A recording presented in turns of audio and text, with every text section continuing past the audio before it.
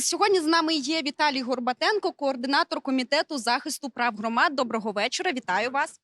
Скажіть, будь ласка, як ви можете оцінити цей перспективний план Львівщини, який нам пропонують?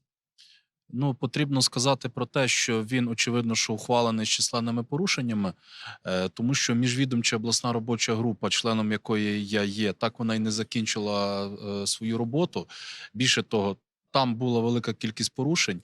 Я, як член міжвідомчої обласної робочої групи, не отримав, по-перше, належні матеріали. Я не міг проаналізувати, не міг подивитись на картографічне моделювання всіх тих ОТГ, про що я зазначав на засіданні групи. Також проблемою, як на мене, було те, що діяльність групи відбувалася за наявності присутніх членів комісії і рахувались голоси, власне, від присутніх, а не від загального складу. Тобто тут були можливі фальсифікації.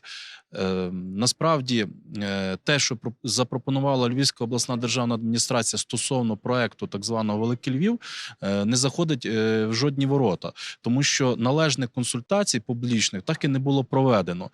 Міський голова Львова не з'являвся на громадські слухання, де були громади намагалися зрозуміти, куди їм рухатися. Крім того, не з'являлися на сесії місцевих рад, а також не було, міські чиновники, не намагалися апелювати до адміністрації, аби поговорити зі всіма. Я був на таких публічних консультаціях, де був Пустомитівський район, Жовківський район, і пан Садовий делегував на ці консультації чиновника навіть не топового рівня, а якогось там начальника чи помічника, радника, заступника міського голови. Тобто я вважаю, що це є зневага до громад, і там немає логіки, оскільки сьогодні є присутні голови, Мурованська ОТГ, діюча, не може бути приєднання до Львівської міської ОТГ. Чому? Тому що Мінрегіон зазначає, чинні ОТГ треба зберігати. Так само проблема з дублянами. Дубляни в всіх перспективних планах були передбачені. Для чого їх ліквідовувати і ціле місто фактично знищувати? Така сама проблема, ми бачимо, є з Винниками. Тобто цілий клубок проблем, який не мав бути права поданий на Кабмін. Що тепер? Цей план вже затвердить Кабмін чи як? Його вже подали? Так, його подали вчора.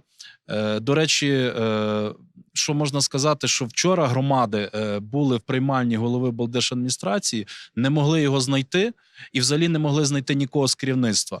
Їх прийняли аж в 5-й годині, хоча вони були 9-й годині ранку. З'ясувалося, що перспективний план подали аж після обіду. Який механізм? Спочатку Кабмін затверджує цей перспективний план, а потім подається на затвердження Верховної Ради, оскільки для того, щоб, власне, передбачити ту чи іншу конфігурацію ОТГ, має бути закон все-таки про адміністративно-територіальний устрій. Тобто вже до громади не дослухаються? Чи є ще якась надія, що врахують? Фактично в громад сьогодні є лише один шанс – це в мирний спосіб протестувати і намагатися виходити на чиновників Кабміну.